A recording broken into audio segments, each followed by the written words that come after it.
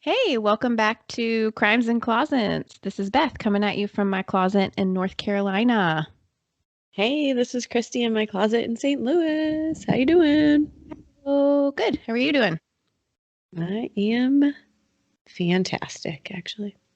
I have to tell you, this is so random, but I just was looking at these cowboy boots on the internet on Facebook, and I love them. They're so nice. They're pink cowboy boots. I'm going to get them as a teacher gift from some.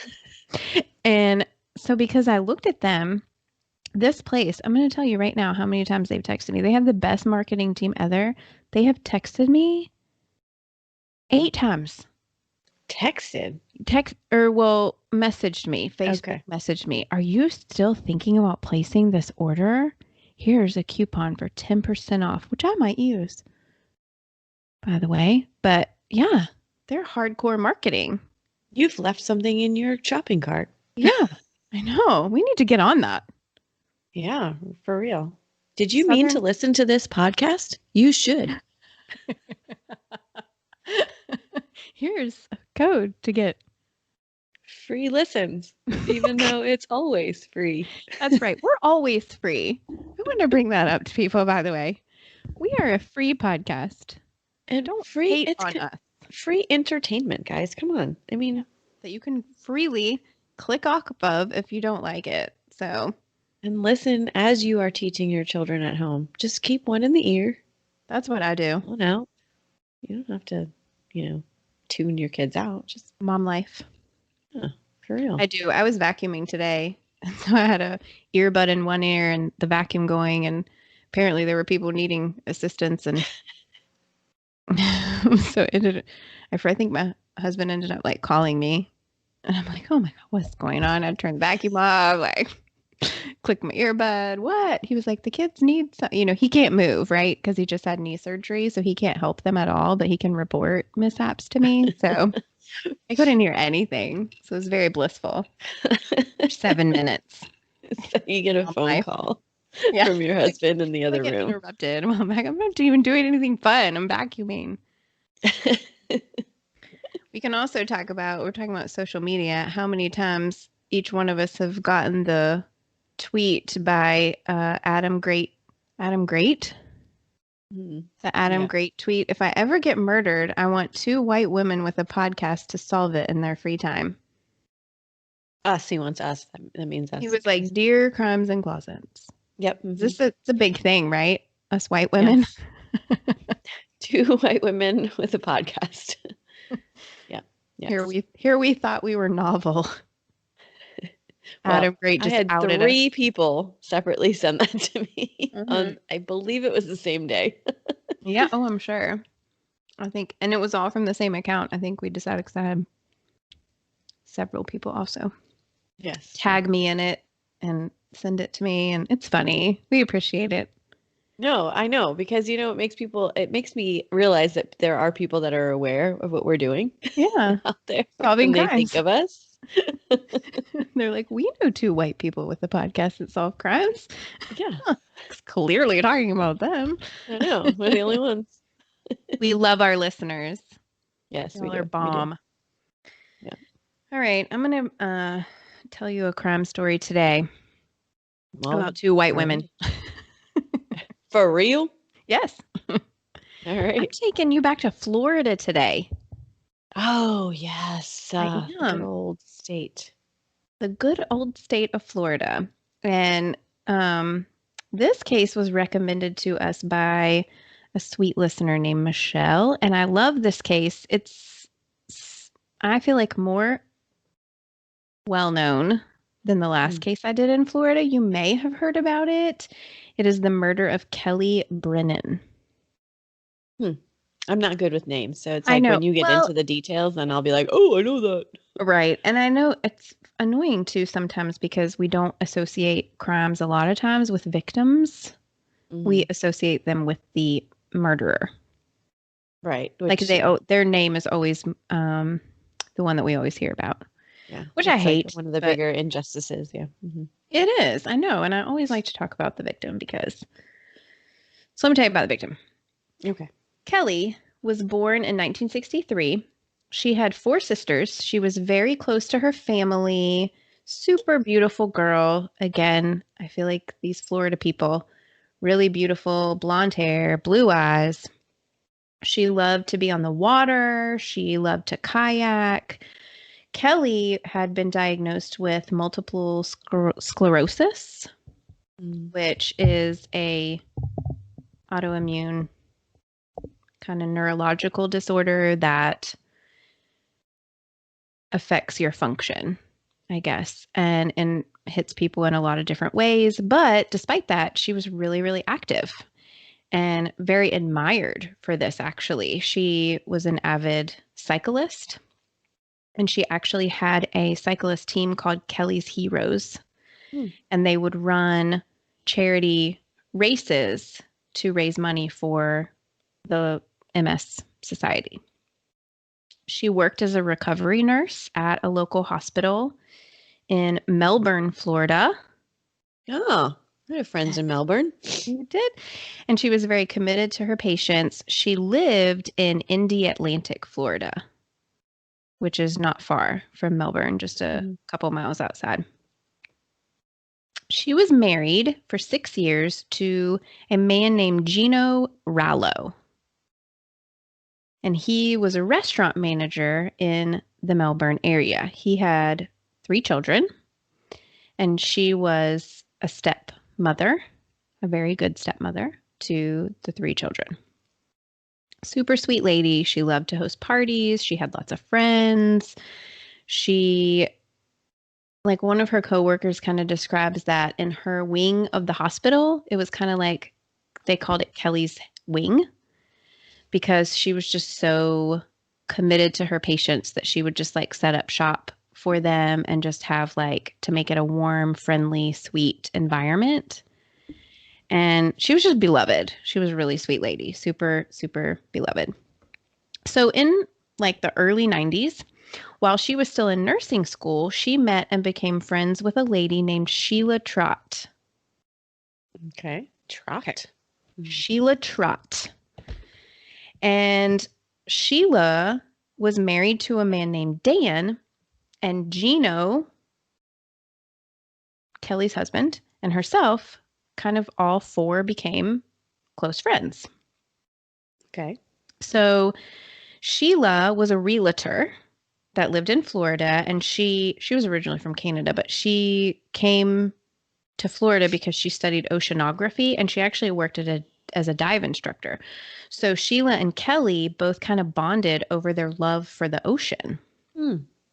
and they loved to be around the water and do things that were active on the water. And Sheila's husband, Dan, was an airline pilot, and he actually in 2002 was mayor Hmm. of Indy Atlantic, Florida. It's And they had, interesting. it is interesting.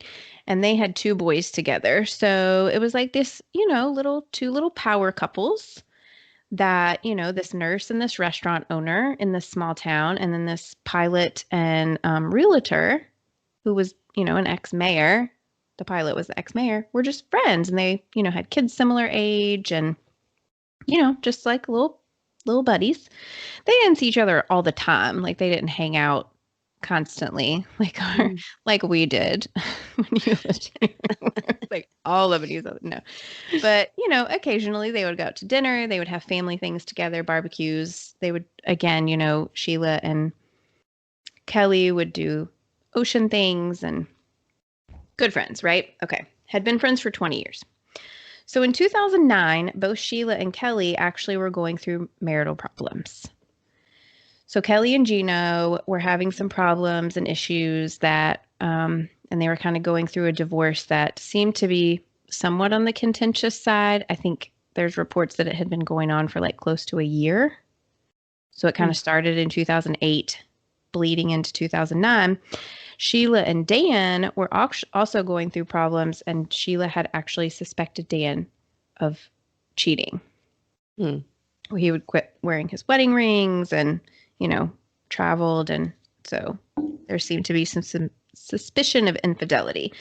So Dan had moved out and was no longer living with Shelia and ended up joining the same cycling group as Kelly. Ooh. And the two of them, who had been friends for 20 years and were both separated from their spouses, began dating. So, as you can imagine, this did not go over well with Shelia, the wife, and Gino, Kelly's husband. So contention started to rise. And in early 2010, it is reported that Gino actually showed up to Dan's house with a tire iron. What? Yeah, and physically confronted Dan. And there are photos of this, of Dan, and he had like bruising and swelling to his face. Oh, gosh. It did not go well. There's reports that he also fought with Kelly. Kelly did not live with Gino anymore at this point. She actually had moved out and was living with a roommate. And her and Dan would actually fairly frequently, or at least a handful of times, receive voicemails from Gino that were threatening in nature, especially Dan. They were very like, you're not going to break up my marriage. Why don't you come confront me? I'll, do some things. Not nice. It was bad. And at the same exact time, Dan also is kind of going through a, contentious time with his wife, Shelia, because Shelia is like, you're dating my friend. Not cool, bro. Okay. So on Monday, February 15th, 2010, Kelly leaves her shift at the hospital, and on her way home, she calls her boyfriend, Dan, and says that she has a training appointment at the gym at 9:00 p.m. that night. Dan, who again is a pilot, is on a layover on his way home, and he says, well, I will be there shortly, and I'll meet you at the gym, and we'll catch up. So Kelly goes home. She changes into her gym clothes, but then Dan gets to the gym around 9:15, and there's no Kelly. He can't find her anywhere. So he kind of looks around for her, and he runs into her trainer, who says she never showed up for their 9:00 appointment. So she's late. So Dan is very concerned about this. He calls Kelly. She doesn't answer the phone. He calls her roommate, and her roommate says, I'm home. I just got home. She's not here, and her car's not here. And I haven't heard from her. So he gets really worried because remember, Kelly has MS. And so he's very concerned that she has had an episode, possibly while driving, that has caused some type of an accident or something, and she needs help and isn't able to get any help for herself. So he actually calls police to see if there's been any accidents reported. He calls hospitals to see if she possibly has been admitted or put through the ER of any hospitals, and they can't find her anywhere. He calls her friends. None of her friends have heard from her or seen her.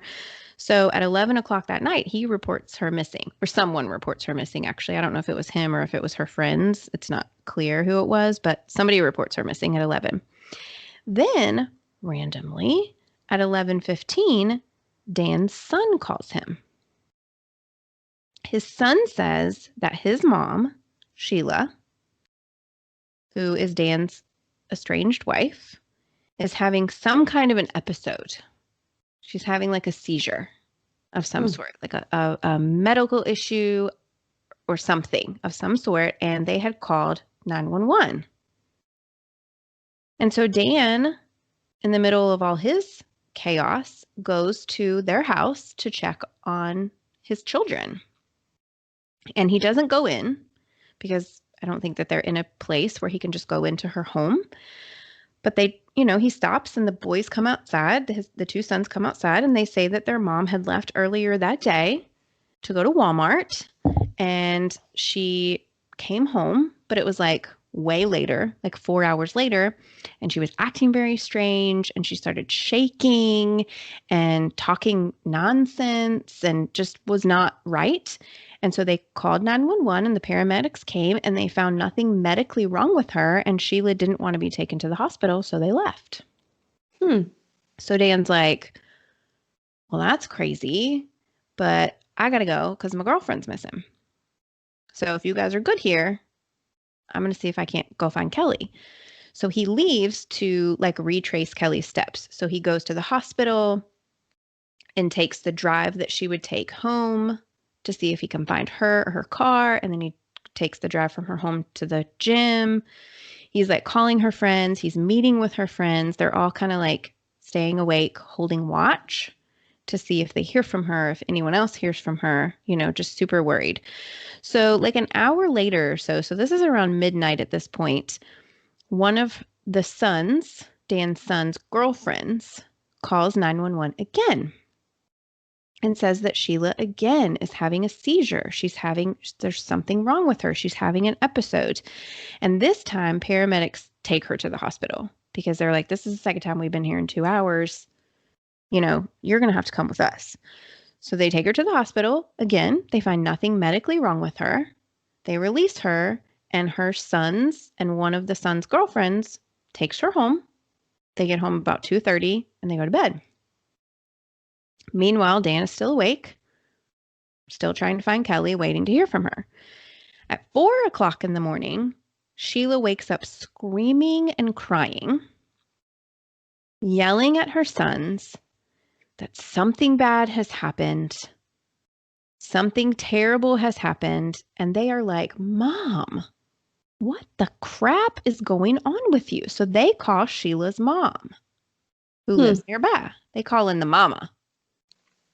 So she comes over and Shelia tells her that she was having a nightmare. She's having this nightmare. She keeps seeing Kelly and her face, and something is wrong. Something bad has happened. So around 7 o'clock in the morning, a 911 call comes in from Sheila's mom. Her name is Margaret. So you can listen to this entire call. I would have loved to have been able to play it because this is really interesting, but it's too long. Long story short, she says, my daughter is telling me something bad has happened. There's been a murder. I think there's been a murder. I think that my daughter has murdered someone. What? And the 911 caller is like, well, you think your daughter murdered someone? Who did she kill? And she's like, I don't know. I don't know. Kelly.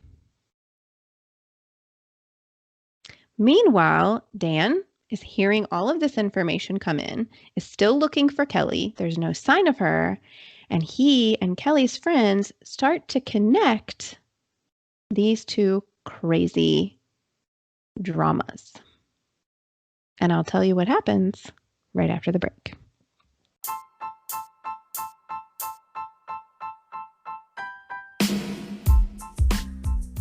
Hey guys, this is Christy and Beth from Crimes and Closets, and we are just two moms that love true crime podcasts. And so we just thought, hey, why not try and make one of our own? But we had zero knowledge or experience in doing that. And then we found Anchor. Guys, Anchor is the easiest way to make a podcast. It's totally free. There's cool creation tools that allows you to record and edit the podcast right from your phone or computer. It'll distribute your podcast to any platform that you choose, including Spotify and Anchor. And you can actually make money from your podcast with no minimum listenership required. It's everything you need to make a podcast all in one place. So if you're as into it as we are, download the free Anchor app or go to anchor.fm. That's anchor.fm to get started. We'll see you in the closet. Okay, so the police come to Sheila's house and they question everybody. The son tells the police that Shelia had left to go to Walmart at about 6 or 7 o'clock that night, and she came home 4 hours later. That's a long Walmart trip. No purchases, by the way. That's long for no purchases. I know. If I'm at Walmart for 4 hours, like, somebody needs to get back because I'm coming maybe she in. was just getting video footage for all of the Walmart memes that are out there. It's possible. She's the one. She's the one. What happened at Walmart? Okay, so when she comes home 4 hours later with no purchases, they're already like, well, that's weird. But then she's acting super strangely, right? So they go through the events of the night, going to the first, 911 call, and then to the second 911 call, and then to her waking up at 4 o'clock in the morning saying something bad's happened. And they're like, who's Kelly? And they're like, well, Kelly is an old friend of my mom's, and it's my dad's new girlfriend. Okay, so Dan shows up because then they call him and they're like, hey, Dad, the police are at our house now. We think something happened with Kelly. And he's like, yeah, Kelly's missing. I'm coming over. Like, what's going on here? So Dan, tells the police everything. And he tells the police, yeah, Shelia does not like the fact that we're dating. And Gino doesn't either. So it's not good here, guys. Y'all need to be, what's going on? So they question Shelia, and Shelia says that she had a dream, that she saw everything was black, but she saw Kelly's face, and that she believed that she kept seeing a sign for a beach called Mark's Landing, which is in Melbourne. And other than that, she doesn't know anything else. She doesn't know where Kelly is or what happened to Kelly, but she keeps seeing her face and darkness, and that Kelly's upset or angry, and she keeps seeing Mark's Landing, a sign for Mark's Landing. During the time that the police are questioning her, Sheila's divorce attorney calls. And so Sheila's like, I can't talk to you right now because I'm being questioned by the police. And he's like, quit talking to them. So at the advice of her attorney, the questioning is then terminated. Okay, so the police are like, so Dan, he's like, my girlfriend is missing, and she's saying that she's had this dream where my girlfriend is on a beach called Mark's Landing. Y'all need to go look there. So they do. They send a helicopter to do an aerial search of Mark's Landing. And within minutes, the pilot sees legs sticking out of a bush on the beach. So he lands the helicopter and runs over. He finds a white female in workout clothes and sneakers, deceased in the bushes on the beach in Mark's Landing. So they then confirm that this is Kelly Brennan. She is pronounced dead at the age of 46. So here we have clairvoyant Shelia has just saved the day and found Kelly. Yeah, saved the day. Okay. So the evidence. They find blood on the ground in the parking lot area leading to, like down the beach, leading to where Kelly's body is found. Kelly has sand on the back of her head and on her back, but no sand on the bottom of her shoes. So they believe that she was killed somewhere else and dragged there after she was already deceased because she didn't walk on the sand. The cause of death is listed as blunt force trauma to the head. She had 12 to 14 lacerations and contusions to her head and face.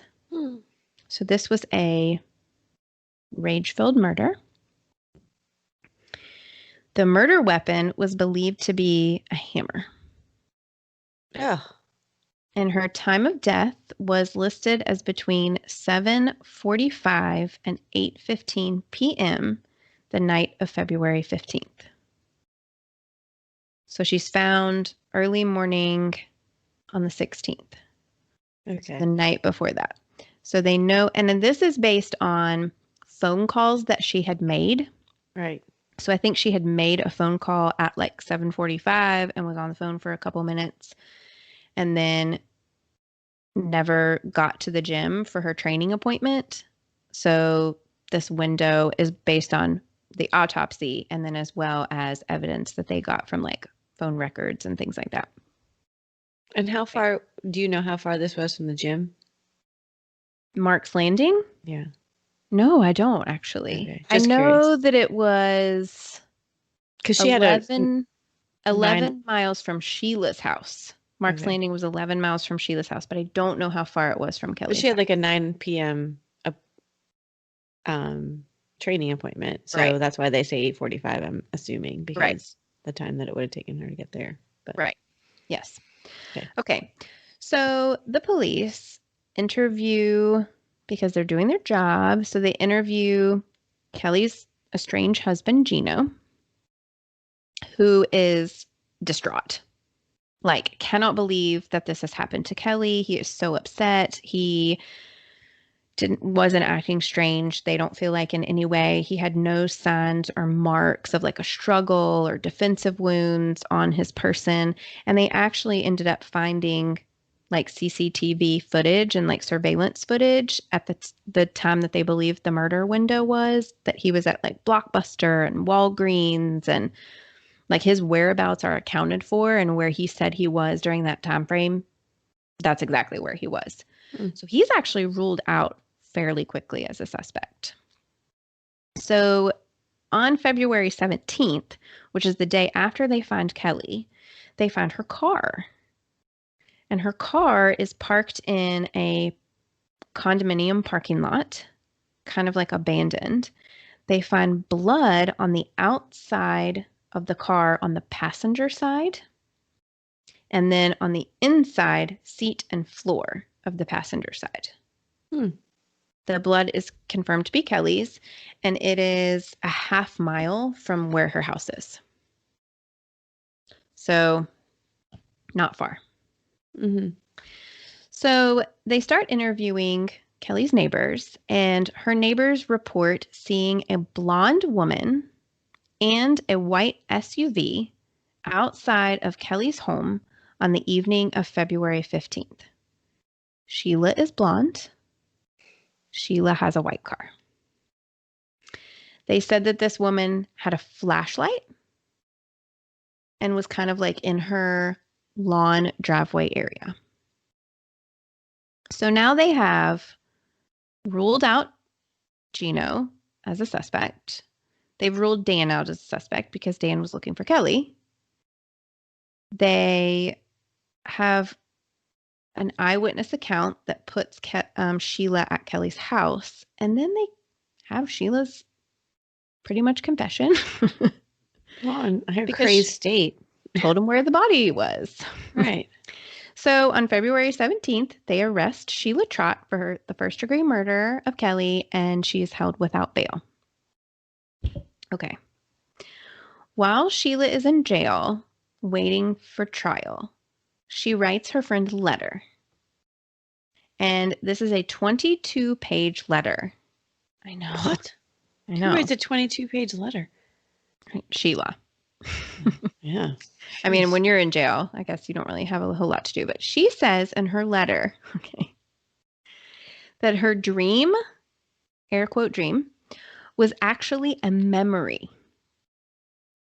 So she now claims that on the night of February 15th, she went to Kelly's house to confront her because Kelly kept driving by their home looking for Dan. Okay. And while she was at her house, she sees Kelly on her lawn arguing with a man. The man hits her, puts her into her car, her own car, and drives her to Mark's Landing. And Sheila follows behind and then dumps her body. Sheila was then in shock and goes home and says that she essentially had a mental breakdown because of what she just saw. But she has no idea who this man is, or like doesn't have a description of him? I don't know if she listed a description of them. I was not able to read the letter that she wrote. The impression that I get from other articles that I read is that she wants it to be Gino, Kelly's husband. That's never said. It's just implied. Mm-hmm. But I don't know if that's true or not. Again, I could not read the letter, so I can't speak to what it says. just to what was reported that it said. So, okay. So her trial begins on September 5th of 2014. The prosecution believes that Shelia actually is the one who, and they say this, laid in wait. It's a technical term, legal in term. Florida, apparently, by the way, mostly used. That she attacked Kelly in her driveway while she was leaving to go to the gym, put her in her own vehicle, drove her to the beach, dumped her, abandoned her car a half-mile from Kelly's home, and then walked back to her own car, which they believe was parked at Kelly's because of eyewitness accounts. So the defense claims that Shelia had no defensive wounds on her. There was no DNA. There was no blood, no fingerprints, no murder weapon, and what they believe to be no motive. Well, I don't know if you can say no motive. Shelia claims that she actually set Kelly up with her husband, Dan, because she thought that they would get along and they already knew each other and they were interested in similar things. And so she suggested that Dan join Kelly's cycling group because Kelly was her ticket out of a bad marriage. What does Dan have to say about that? Does Dan say that that's how things went down? No. But this is what Shelia says.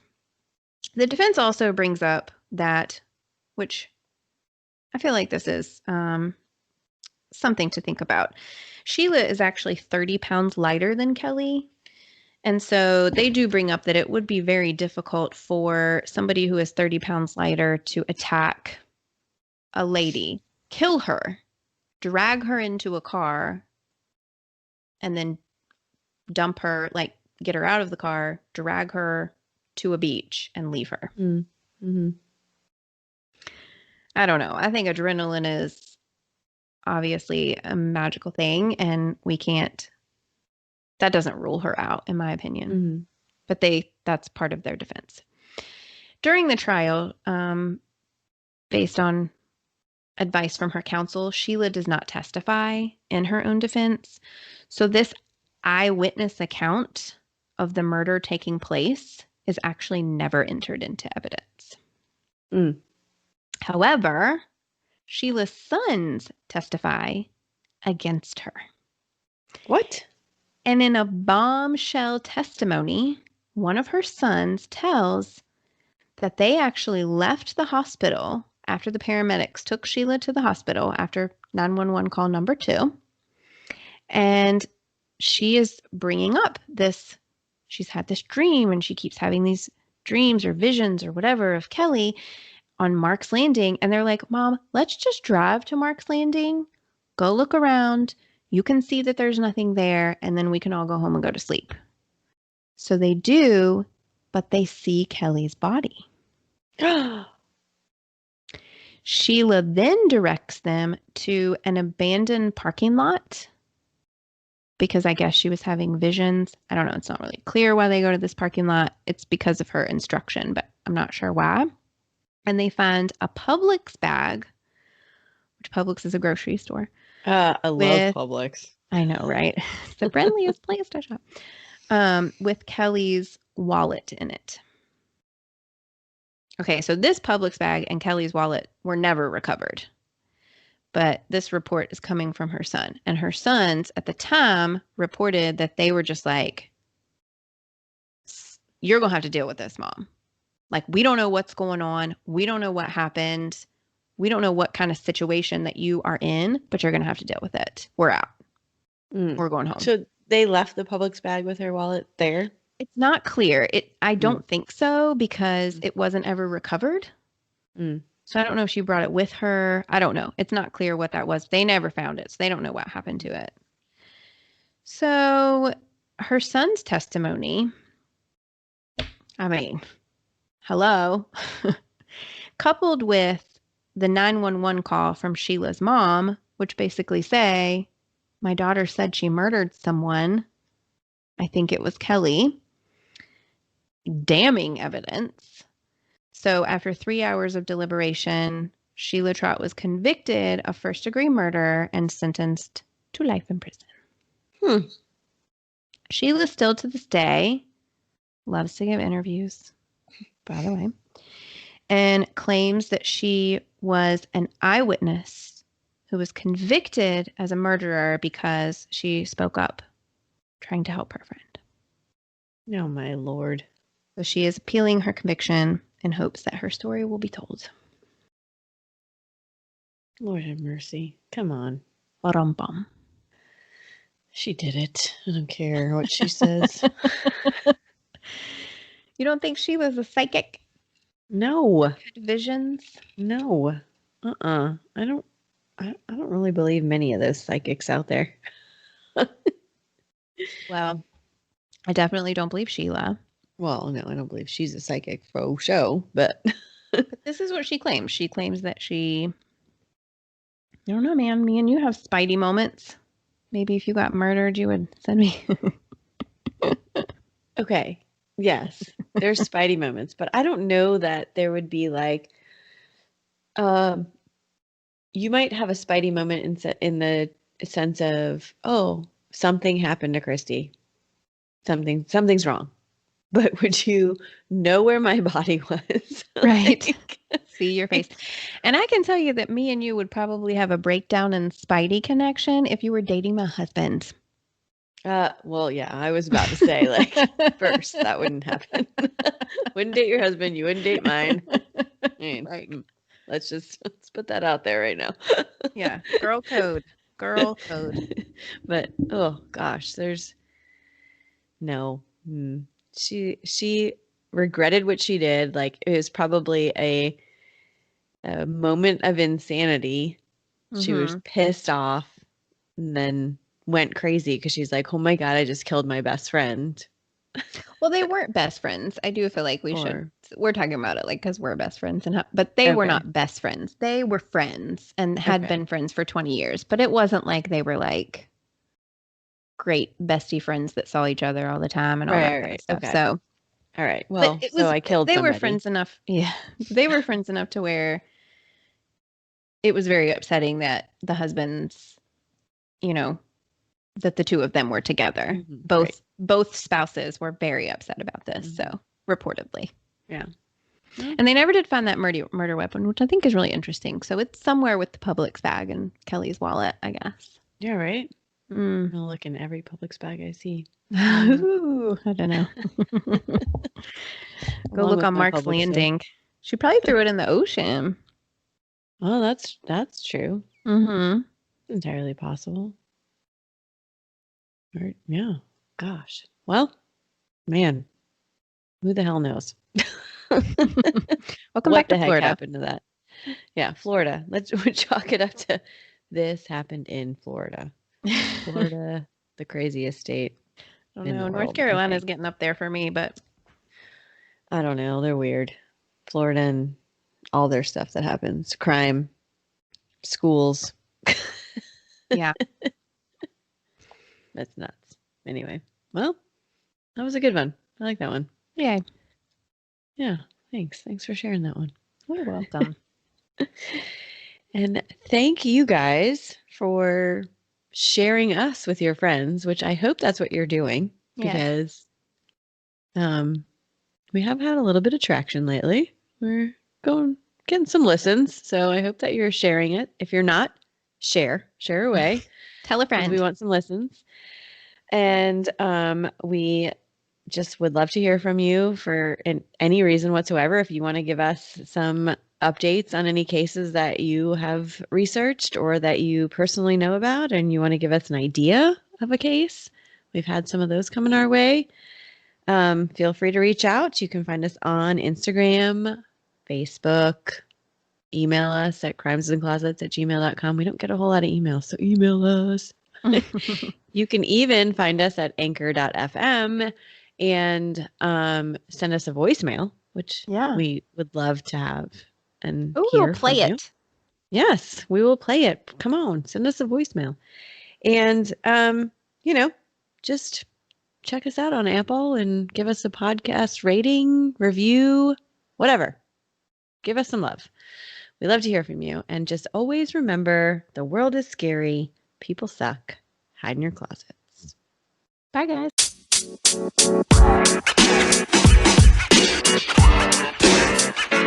You know, man.